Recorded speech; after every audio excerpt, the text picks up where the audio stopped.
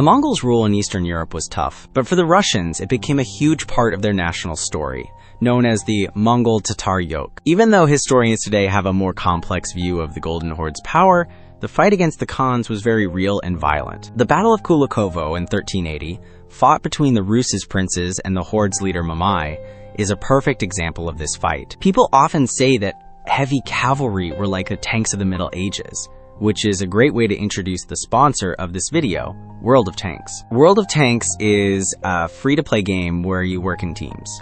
It has over 550 real tanks from history and more than 150 million players around the world. It's a great PC game that gets regular updates with new things to do. The game is all about skill, and it lets you learn to use hundreds of real tanks from the mid-1900s. There are 5 different types of tanks from 11 countries and over 30 maps to play on, which means there's always something new to try. It also has a huge online community with clans, so you'll always have a good challenge. Daily missions, special events, and leveling up your tanks will keep you coming back for more. You can support our channel and start playing World of Tanks by using the link in the description. Sign up through the Wargaming portal and use the code TANKTASTIC to get 7 days of premium access, 500 gold, and a premium Soviet tank, the T-127. After Nogai was defeated, Khan Tokhta made the Horde stronger. It then reached its greatest power under the mighty Özbeg Khan. They became very rich because trade routes from the Black Sea to China were doing very well. The Mongols of the Horde stayed nomads and weren't changed by the settled culture of the Rooses, who they just saw as a place to get taxes and soldiers from. Instead, the Mongols slowly started to mix with the large number of nomadic Turkic people in their army. They also began to adopt Islam, especially while Özbeg was Khan. This led to a new group of Turkic Mongolian people who, to this day, call themselves Tatars. When the Khan was strong, the Rooses were kept weak and apart. The princes and the Orthodox Church actually helped support Mongol rule. At first, Mongol officials called Baskoks collected taxes. But over time, this job was given to the Roose's princes. This was a way for the princes to get on the Khan's good side and get rewards. The most important title, the Grand Prince of Vladimir, was first chosen by the Roose's princes themselves. But a fight between Mikhail of Tver and Moscow's Yuri Danilovich forced the Mongols to step in. At first, Tokhta Khan chose Mikhail, but in 1318, Yuri got on Özbeg Khan's good side and even married his sister. This made Yuri the first prince of Moscow to become the Grand Prince of Vladimir. Since the other Roose's princes didn't feel Moscow's princes were the rightful rulers, they had to depend on the Khan's help to keep the title. To keep that help, the princes of Moscow did everything they could to please the Khan, acting as his most loyal servants and best tax collectors. In return, they got to keep the Grand Prince title and had the Khan's scary army to back them up. By the time Özbeg's long rule ended in 1341, it seemed like the Horde's power was unbreakable. The Roose princes were too weak, and the Horde's armies were too strong. However, things started to go wrong. Between 1330 and 1370, other Mongol kingdoms fell apart, which ruined the trade routes that the Horde's money depended on. The Horde was also hit hard by the Black Death, which reached its capital Sarai in the 1340s and spread with its armies. All the big cities in the Horde were affected, and up to a quarter of the Roose's people died. The Horde's army was severely weakened and kept suffering from new waves of the plague. Making things worse, there was a lot of fighting for power. Özbeg was followed by his son Tinabeg, who was soon killed by his brother Janibeg. Janibeg was then possibly killed by his own son Berdebeg in 1357. Berdebeg was killed in 1359 by his brother Kulpa, who was then killed by another brother, Norris. Norris, the last Khan from the family of Bado, died in a suspicious way after only a year. This started a 20-year period of total chaos. From 1360 to 1380, at least 25 different Khans took power as different families fought for control. In 1 year alone, at least 6 Khans captured the capital city of Sarai. The leadership was a mess. With the Khan changing all the time, the Roose's princes didn't want to make the dangerous trip to the Horde to get his approval. The outer edges of the Horde's land began to break away. The White Horde in the east declared it was independent in 1361. In the west, Lithuania beat a Tatar army at the Battle of Blue Waters in 1362 or 1363, and soon took over Kiev and a lot of the land in the far west. In all this chaos, a general named Mamai became a very powerful figure. Since Mamai wasn't a descendant of Genghis Khan, He couldn't become the Khan himself, so instead he became a Khan maker from his base in Crimea. In the 1360s and 70s, Mamai put many Khans on the throne and removed them, plotting against others when they took control of Sarai. During one of these plots, he gave the title of Grand Prince to the young Prince of Moscow, Dmitri Ivanovich, whose title had been taken away years earlier by a Khan named Roose. Mamai now had a great source of money in the capable Dmitri. With the other trade routes gone, the tax money from the Roose was more important than ever. But young Dmitri wasn't just a puppet. He used smart talks, marriage deals, and his army to slowly build support among the other Roose's princes. Mamai only cared about Dmitri as long as he paid his taxes. So when a trading group called the Hanseatic League stopped trade to Dmitri's lands in the late 1360s, Mamai took away his title. In 1370, he gave it to Dmitri's rival, Mikhail of Tver. But Mikhail was even worse at sending tax money. When Dmitri went to Mamai in person to show his loyalty, Mamai gave him the Grand Prince title back. The same thing happened again in late 1374, when the Hanseatic League stopped silver from reaching Novgorod. Mamai once again gave the Grand Prince title to Mikhail of Tver, but because of the plague and his own fights over trade routes, Mamai couldn't send soldiers to help Mikhail. Dmitri had built up Moscow's army and its friendships, and while Mamai was busy, he forced Mikhail to give up. Feeling confident, Dmitri then took his army to the Volga River, showing Moscow's power as far as the city of Bulgar in 1377. Mamai was not happy about this. In the eastern part of the Horde, a powerful prince named Tokhtamysh, who was related to Genghis Khan, was quickly gaining power. With backing from the warlord Temur, he took control of the White Horde and was heading toward Sarai. It was clear that Mamai and Tokhtamysh were going to have a major fight, and Mamai needed the tax money from Dmitri to pay for it. In August 1378, an army Mamai sent to collect taxes was beaten by Dmitri at the Vajra River. We don't have many details, but it was the first time a Roose's army had beaten a Mongol army in battle, although it was a small fight and didn't change much. That same year, Tokhtamysh took Sarai, threatening Mamai's power. Mamai had to face Tokhtamysh, but he needed money for that, and Dmitri, as the main tax collector, was getting in the way. It was time for Mamai to deal with Dmitri himself. Over the next year, Mamai made an alliance with Grand Duke Jagielo of Lithuania and Prince Oleg of Ryazan. In 1380, Mamai told Dmitri to send more tax money than ever before.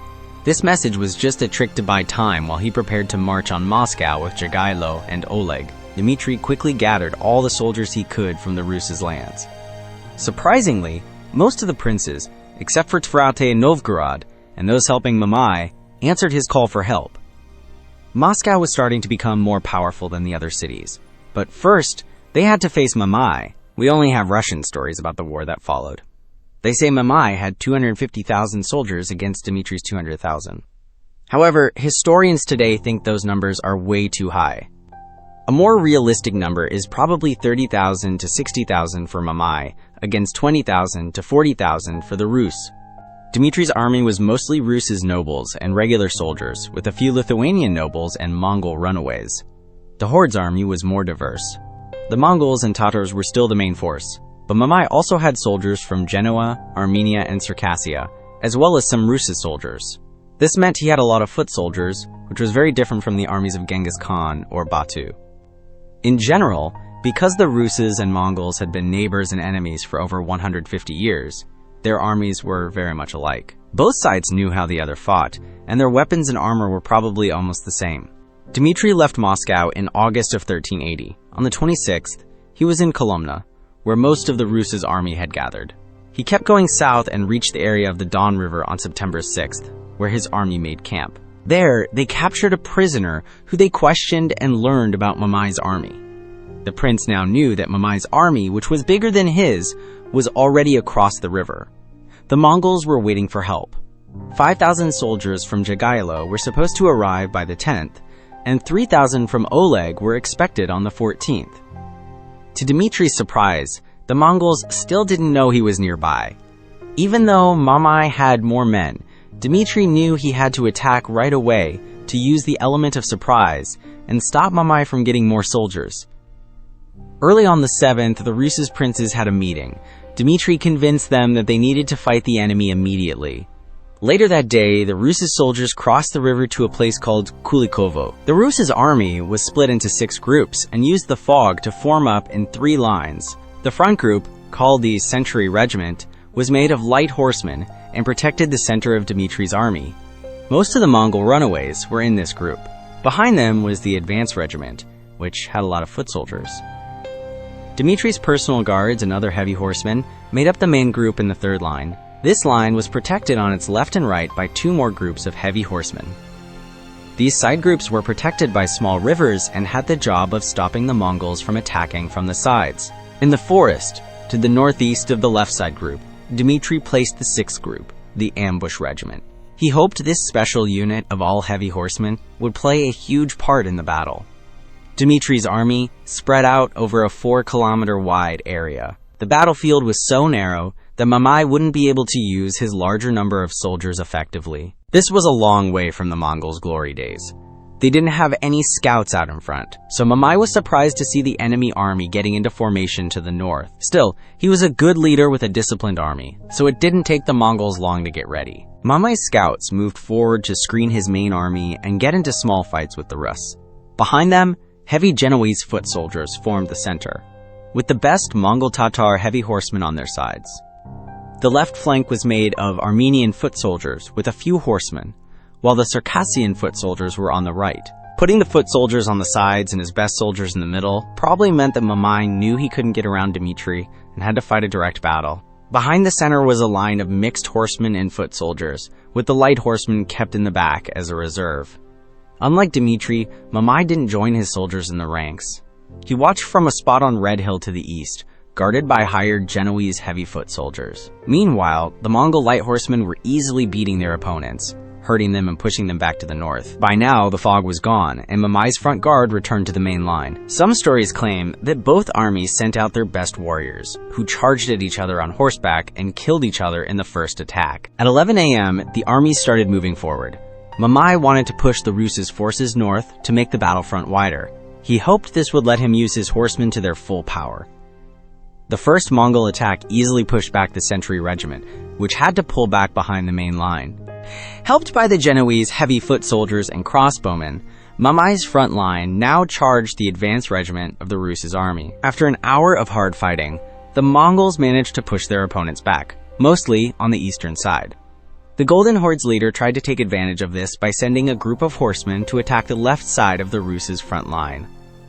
At first, it worked, and the horsemen caused a lot of chaos. But Dmitri fought back by ordering his own left side group to attack them, and the attackers pulled back after losing men. The Roose's left side was probably ready to move forward more, but Mamai ordered his right side forward. The Roose's forces had to stop to avoid being surrounded. By that time, the advance regiment was too beaten up to keep fighting the Mongols. Its soldiers either joined the left and right groups or went behind the main group. Since the Mongol front line was also very tired, the advance regiment was able to get away easily. Letting the Genoese catch their breath, Mamai moved his heavy horsemen forward, and their charge came with the usual waves of arrows. The Roose's heavy horsemen tried to charge back, and the two lines crashed into each other again. It seemed for a moment that the first Mongol attack had killed Dmitri. But the Roose's leader was still alive, and showed himself to his warriors before they could panic, and he joined the fight. As the front was wider now, the Horde's soldiers managed to attack the left and right groups too, engaging the entire Roose's line. Although this attack was destructive, and Dmitri's soldiers started to slowly retreat, Mamai lost the advantage his Genoese soldiers gave him.